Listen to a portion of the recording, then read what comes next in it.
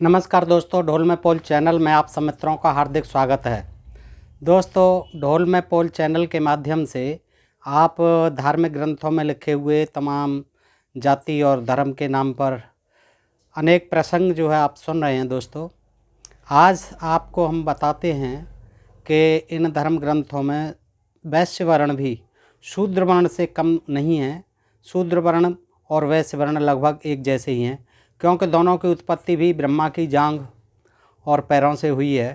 तो निश्चित ही दोनों भाग जो है ब्रह्मा के निचले शरीर से ही पैदा हुए हैं। तो दोस्तों, इनको जो है शूद्र और वैश्य लगभग दोनों की स्थिति एक सी रही है। और ये अन्य प्रसंग भी इस तरह के मिलते हैं जिनसे ये सिद्ध होता है कि वैश्य और शूद्रों की स्थिति लगभग एक समान ही थी। दोस्तों, ब्रह्मा जी, विष्णु जी और शिव जी एक बार जो है घूमने निकलते हैं और धर्मारण्य क्षेत्र में पहुंच जाते हैं। और दोस्तों, वहाँ देखते हैं कि वहाँ के जो ब्राह्मण हैं वो यज्ञ के लिए संविदा लेने गए हुए हैं, आश्रम खाली पड़े हुए हैं। तो उनको बड़ी चिंता हुई कि ये ब्राह्मणों को बड़ा कष्ट उठाना पड़ रहा है और ये बेचारे जो है तमाम काम करते फिर रहे हैं, तो इनके लिए कुछ व्यवस्था की जाए। तो वो ब्रह्मा जी, विष्णु जी महादेव जी से कहते हैं, महादेव जी ब्रह्मा जी से कहते हैं कि भाई इसके लिए कोई इंतज़ाम करिए। ब्रह्मा जी, इन लोगों को बड़ा कष्ट हो रहा है, इनकी सेवा के लिए कुछ व्यवस्था कीजिए। तो ब्रह्मा जी जो है कामधेनु को बुलाते हैं और कामधेनु को आदेश करते हैं कि तुम जो है अपने शरीर से, अपने खुरों से, जैसे भी हो, कुछ वैश्यों की उत्पत्ति करिए जो कि इनके लिए टहल चाकरी की व्यवस्था करें, इनकी सेवा करें और इनको इतनी जो कष्ट झेलने पड़ रहे हैं उनसे इन्हें मुक्ति मिल सके, ब्राह्मणों को। तो दोस्तों, ये भी बड़ा रोचक प्रसंग है, अभी तक आपने नहीं देखा होगा। इसमें वैश्य जाति को जो है ब्रह्मा जी के आदेश पर कामधेनु नामक गाय के खुरों से पैदा होना बताया गया है दोस्तों। और एक दो नहीं, लगभग 36,000 वैश्य जो है बिल्कुल जो है इसी तरह से पैदा हुए हैं, गाय के खुर से। और फिर उन्होंने पैदा होकर के तब उन ब्राह्मणों के आश्रमों में रहने वालों की वैश्यों ने और उनकी पत्नियों ने सारे जो काम शूद्रों के हैं सेवा के, वो सब किए हैं दोस्तों। तो बड़ा रोचक प्रसंग है, जानने वाली वस्तु है ये। तो आइए जानते हैं दोस्तों बगैर किसी विलंब के। ये भी स्कंद पुराण में है, स्कंद पुराण है ये दोस्तों, गीता प्रेस गोरखपुर का है। और इसमें 470 पृष्ठ पर ये वृतांत दिया हुआ है। ब्रह्मखंड धर्मारण्य महात्म खंड है, ये अध्याय है कि धर्मारण्यवासी ब्राह्मणों के गोत्र और उनकी रक्षा के लिए, उनकी सेवा के लिए कामधेनु द्वारा वैश्यों की उत्पत्ति। आइए दोस्तों सुनते हैं। युधिष्ठिर ने पूछा है व्यास जी से, और युधिष्ठिर जी, व्यास जी जो तो उत्तर दे रहे हैं। युधिष्ठिर क्या पूछते हैं कि धर्मारण्य में जिन श्रेष्ठ आचार व्यवहार वाले ब्राह्मणों ने निवास किया, वे किस कुल में उत्पन्न हुए थे, वे किस कुल में उत्पन्न हुए थे। और तब जा कर के आगे बताते हैं कि इस कुल में ये कुल थे उन ब्राह्मणों के, और उनके लिए फिर ब्रह्मा जी, विष्णु जी और शंकर जी ने वैश्यों को उत्पन्न किया। दोस्तों, आइए सुनते हैं। तो व्यास जी बोलते हैं कि उनके देखिए गुण और जाति गोत्र ये हैं कि नरश्रेष्ठ उन ऊर्ध्वरेता ऋषियों एवं महात्मा ब्राह्मणों की शाखा प्रशाखा, पुत्र पौत्र आदि की संख्या बहुत हुई। मुख्य 24 गोत्रों के नाम तो मैं बतलाता हूँ। भारद्वाज, वत्स प्रथम, कौशिक, कुश, सांडिल्य, काश्यप, गौतम, छांदन, जातकर्ण, वत्स द्वितीय, वशिष्ठ, धारण, आत्रेय, मांडल, लौकिक, कृष्णायन, उपमन्यु, गांध्र, मुद्गल, मौसक, पुण्यासन, पराशर, कौंडिन्य तथा गंगासन। इन गोत्रों में उत्पन्न ब्राह्मण वेदों के पारंगत विद्वान, नाना प्रकार के यज्ञानुष्ठान में तत्पर, द्विज पूजन कर्म में संलग्न, सत्कर्म परायण तथा गुणवान हुए। धर्मारण्य निवासी सब ब्राह्मण सदाचारी और शौचाचार में प्रवृत्त रहने वाले हैं। राजा युधिष्ठिर पहले वहाँ के ब्राह्मणों को यक्ष, राक्षस और पिशाच आदि व्याकुल किए रहते थे। ये तो इनकी जन्मांतरों की समस्याएं थीं। यक्ष राक्षस इन्हें परेशान करते रहते थे ब्राह्मणों को।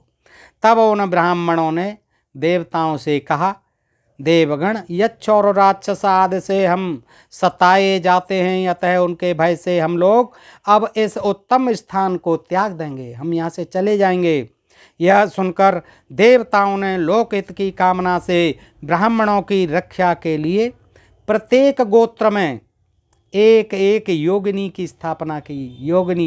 योगिनी निर्मित की। जिस गोत्र की रक्षा और पालन में जो शक्ति समर्थ हुई वह उस गोत्र की कुलदेवी मानी गई। श्री माता तारिणी देवी, गोत्रपा, आशापुरी, इच्छार्थी नाशिनी, पिप्पली, विकारवसा, जगन माता, महामाता, सिद्धा, भट्टारिका, कदम्बा, बिकरा, मीठा, सुपर्णा, बसुजा, महादेवी, मातंगी, वाणी, मुकुटेश्वरी, भद्री, महाशक्ति, संहारी, महाबला और महादेवी चामुंडा, यानी ये देवियां जो है उनकी रक्षा के लिए पैदा कर दी देवताओं ने। वहाँ के स्वधर्म परायण श्रेष्ठ ब्राह्मण उन सब योगिनियों की पूजा करने लगे। इतनी देवियां पैदा कर दी और सबकी जो है पूजा करने लगे और एक एक गोत्र में एक एक योगिनी की स्थापना कर दी। तभी से योगिनियों द्वारा वे अपने अपने में समय में सुरक्षित हुए। ब्राह्मण सब ब्राह्मण स्वस्थ एवं पुत्र पौत्रों से संयुक्त हो गए। राजन 100 वर्ष बीतने के पश्चात, व्यास जी कहते हैं युधिष्ठिर 100 वर्ष बीतने के पश्चात, जब रहते रहते उनको धर्मारण्य में ब्राह्मणों को 100 वर्ष बीत गए, तब ब्रह्मा, विष्णु और शिव धर्मारण्य को देखने के लिए प्रातःकाल सूर्योदय के समय उत्तम विमानों पर बैठकर आए। अपने अपने उत्तम विमानों पर बैठ कर के आए। विष्णु जी गरुड़ को छोड़े आए, फिर अपने विमान पर आए। सभी महादेव जी भी नंदी को छोड़े आए, अपने विमान पर आए। और ब्रह्मा जी भी अपने उसको हंस को छोड़े आए, वो भी विमान पर आए। सारे जो है उनके शताब्दी वर्ष मनाने ब्राह्मणों की धर्मारण्य क्षेत्र में बहुत चिंतित होते थे उनकी सुरक्षा के लिए ब्राह्मणों की। उस समय ब्राह्मण लोग समिधा, पुष्प और कुशा लाने के लिए आश्रम छोड़कर सब दिशाओं में चले गए थे। बेचारे आश्रम सूना देखकर महादेव जी ने भगवान से कहा, विष्णु से भगवान से कहा, प्रभु कुछ सेवकों की व्यवस्था करूं, ऐसा मेरा विचार हो रहा है। ये तो बड़ा अनर्थ है, सारे आश्रम सूने पड़े हैं और ये यज्ञों के लिए हवन सामग्री लेने के लिए यहाँ से चले गए हैं, इनको जाना पड़ता है, आश्रम सूने छोड़ जाते हैं।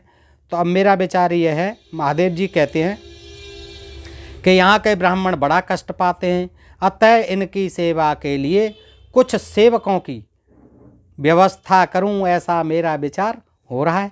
भगवान शंकर का यह वचन सुनकर श्री विष्णु ने कहा, ठीक है, ठीक है, बिल्कुल ठीक है। फिर वे ब्रह्मा जी से बोले, विष्णु जी कि ब्राह्मण आप यहाँ के ब्राह्मणों की सेवा के लिए कोई उपाय कीजिए, ऐसे काम चलेगा नहीं। ब्रह्मा जी से विष्णु जी भी यही कहने लगे कि ये ब्राह्मणों की सेवा के लिए कोई उपाय कीजिए। भगवान विष्णु का यह आदेश सुनकर ब्रह्मा जी ने कामधेनु का स्मरण किया। अब देखिए ब्रह्मा जी जगत के सृष्टा हैं, तो वो नहीं बना पा रहे हैं उनके लिए सेवक, वो कम पड़ गए। शूद्र भी तो बना रखे थे पैरों से, लेकिन नहीं, उनके लिए स्पेशल शूद्रों की व्यवस्था, सेवकों की व्यवस्था गाय के माध्यम से करवानी है ब्रह्मा जी को। तो कामधेनु को बुलाया और स्मरण करने से कामधेनु उसी क्षण वहाँ आ गई। वो तो तुरंत आ जाती थी, ब्रह्मा जी का स्मरण था।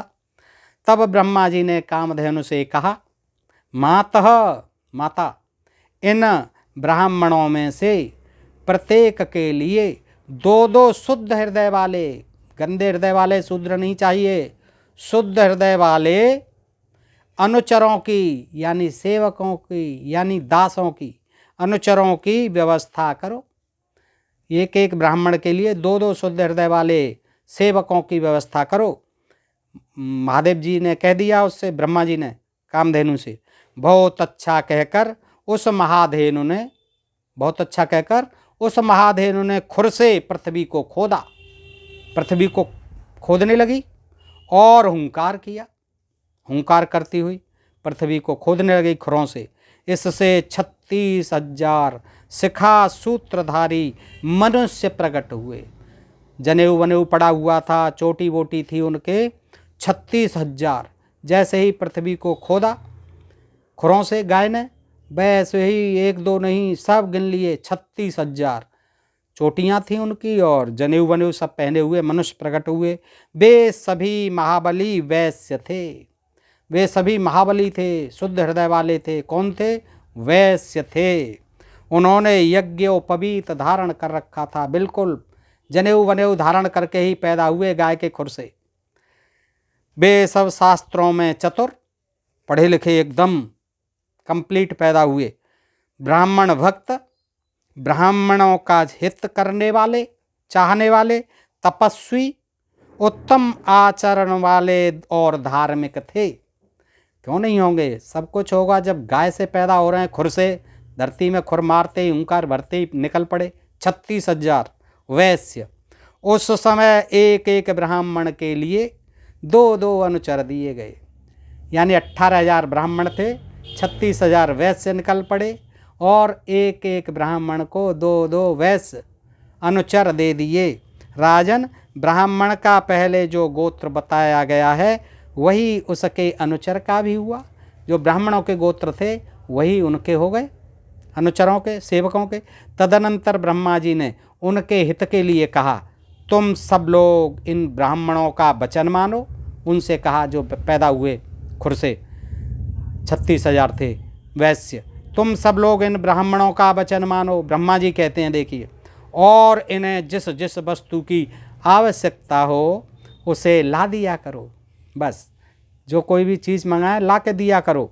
प्रतिदिन समिधा, कुसा और फूल आदि ले आओ। सदा इनकी आज्ञा के अनुसार चलना, कभी इनका अनादर नहीं करना।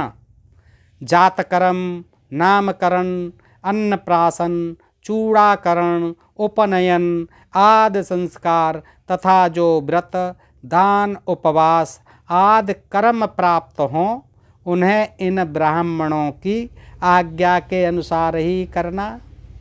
इनकी आज्ञा लिए बिना जो दर्श याग, श्राद्ध कार्य या और कोई कर्म करेगा, वह ध्यान रखना, इनकी आज्ञा के बिना कोई भी दर्श याग, श्राद्ध कार्य या और कोई कर्म करेगा तो वह दरिद्रता, पुत्र शोक, बेटा मर जाएगा, पुत्र शोक हो जाएगा, उसको दरिद्रता घेर लेगी और कीर्ति नाश को प्राप्त होगा। देखिए ब्रह्मा जी क्या ज्ञान दे रहे हैं, सब वैश्यों को दे रहे हैं कि देखिए टहल चाकरी करते रहिए, इनकी आज्ञा का पालन करते रहिए, इनको कभी अनादर मत करना, इनको कभी परेशान मत करना, और जो भी हवन, यज्ञ, दान, पुण्य, कर्म, अन्नप्राशन और आपके उपनयन, चूड़ाकरण जो भी संस्कार हों, वो सब इन ब्राह्मणों की अनुमति से ही, इनकी आज्ञा से, इनकी सहमति से ही करना। अन्यथा तो तुमको दरिद्रता घेर लेगी, पुत्र शोक भी होगा और आपकी कीर्ति भी नष्ट हो जाएगी।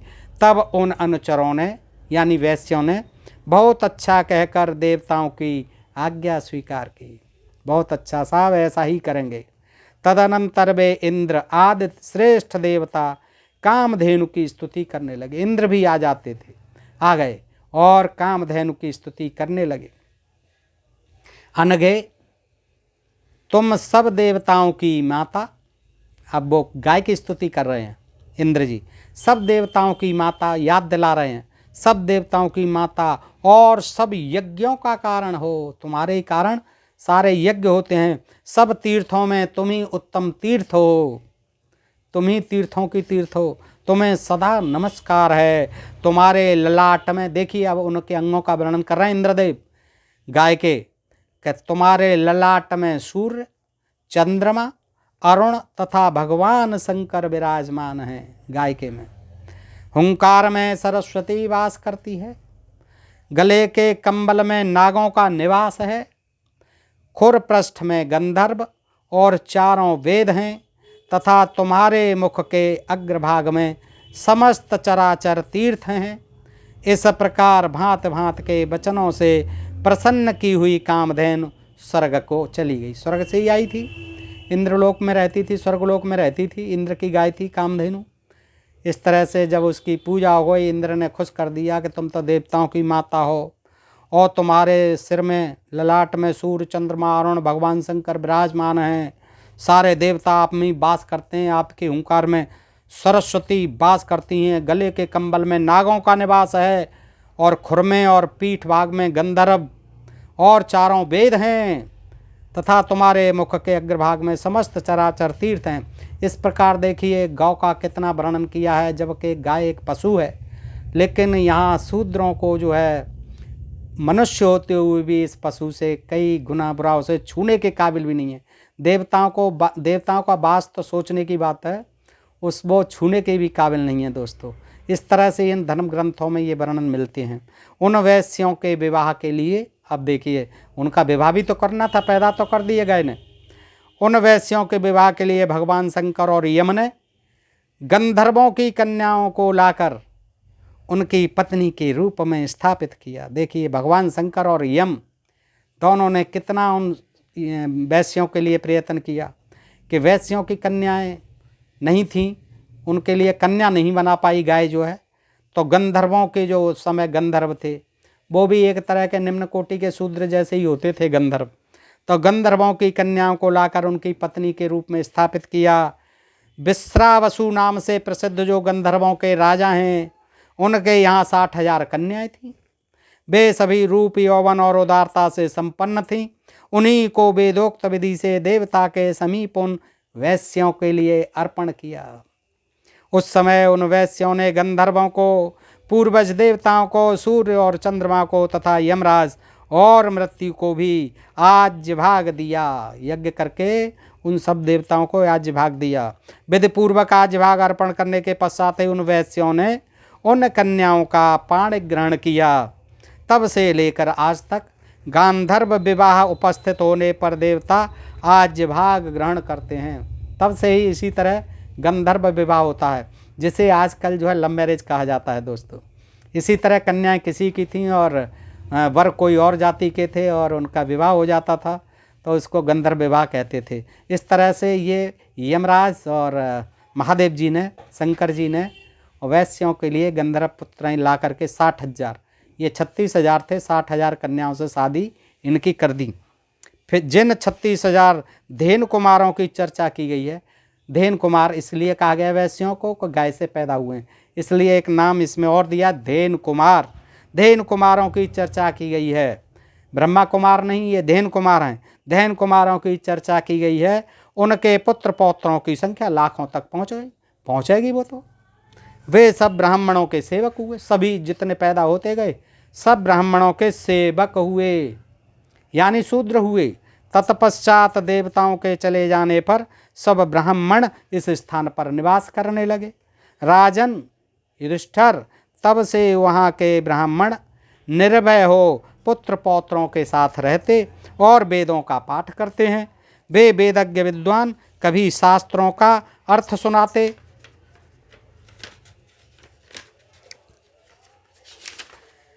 कभी कोई भगवान विष्णु का जप करते, यही काम था और क्या करेंगे, जप करते, यज्ञ करते, विष्णु का जप करते, कभी शिव जी के गुण गाते, कोई ब्रह्मा जी का नाम लेते और कोई यम सूक्त का जप करते। आज भी करते हैं। कितने ही याजक बनकर यज्ञ और अग्निहोत्र की उपासना करते। वे स्वाहाकार, सुधाकार और षटकार के शब्दों से चराचर प्राणियों सहित संपूर्ण त्रिलोकी को परिपूर्ण करते रहते हैं, आज भी करते रहते हैं। वहाँ के वैश्य भी बड़े दक्ष होते हैं, वैश्य भी बड़े दक्ष होते हैं और सदा ब्राह्मणों की सेवा के लिए उत्कंठित रहते हैं, आज भी रहते हैं। आज भी कथा कहानी जो भी है सबसे ज़्यादा हमारे वैश्य भाई ही करते हैं और उनकी सेवा भी सबसे ज़्यादा करते हैं। वे धर्मारण्य के दिव्य प्रदेश में सुस्थिर होकर बसते हैं, उनके साथ ही बसते हैं और ब्राह्मणों के लिए अन्न पान समिधा कुश तथा फल आदि का प्रबंध करते हैं। पुष्पोपहार का संग्रह करना, देखिए क्या क्या सेवा करते हैं, उनकी स्त्रियां भी क्या क्या सेवा करती हैं। पुष्पोपहार का संग्रह करना, स्नान किए हुए वस्त्र को धोना। देखिए दोस्तों ये भी काम करती थी। उन ब्राह्मणों के नहाने के बाद जो वस्त्र होते थे उन वस्त्रों को धोना, स्नान किए हुए वस्त्रों को धोना, उपले आदि बनाना, कंडे थापना और झाड़ने बुहारने का काम करना तथा कूटना और पीसना विशुद्ध शूद्रों के काम थे, जो ये काम वैश्यों की पत्नियां कर रही हैं ब्राह्मणों के लिए। स्पेशल ब्राह्मण थे और ये धैन कुमार जो है गाय के खुर से पैदा हुए थे दोस्तों, ब्रह्मा जी से अलग पैदा हुए, ब्रह्मा जी की जांघों से पैदा हुए वाले शुद्ध वैश्य नहीं थे ये स्पेशल थे। वस्त्र को धोना, उपले आदि बनाना, झाड़ने बुहारने का काम करना तथा कूटना और पीसना आदि कार्य उन वैश्यों की स्त्रियां करती थीं। ब्रह्मा विष्णु और शिव के वचन से सब लोग उन ब्राह्मणों की सेवा करते थे, क्योंकि कह गए थे ब्रह्मा विष्णु शिव इंद्र सभी देवता कह गए थे कि भाई इनकी सेवा करनी है, आपको कोई भी परेशानी नहीं होनी चाहिए, कोई भी अनादर का काम मत कर देना। तो ब्रह्मा विष्णु और शिव के वचन से सब लोग उन ब्राह्मणों की सेवा करते थे। तब से सब ब्राह्मण, आज तक अब तक चल रही है ये प्रथा, कि तब से सब ब्राह्मण स्वयं स्वस्थ हो हर्षपूर्वक दिन रात ब्रह्मा विष्णु और शिव आदि की उपासना करने लगे और वैश्य लोग जो है इनकी सेवा करने लगे। दोस्तों इस तरह से ये दिया हुआ है स्कंद पुराण में, आप पढ़ सकते हैं दोस्तों। और मैंने इसमें आपके समक्ष एक नया विवरण वैश्यों के बारे में रखा। वैश्यों के बारे में कहा जाता है कि ब्रह्मा जी की जांघ से पैदा हुए थे, लेकिन यहाँ जो है गाय के खुर से पैदा हुए दिखाए गए हैं, आपको मैंने सुनाया दोस्तों। आपको ये प्रसंग अच्छा लगा हो तो दोस्तों को शेयर करें और आप जो है ढोल में पोल चैनल को सब्सक्राइब करते रहें। आज के लिए इतना ही। सुनने के लिए बहुत बहुत धन्यवाद, आभार। जय हिंद, जय भारत दोस्तों।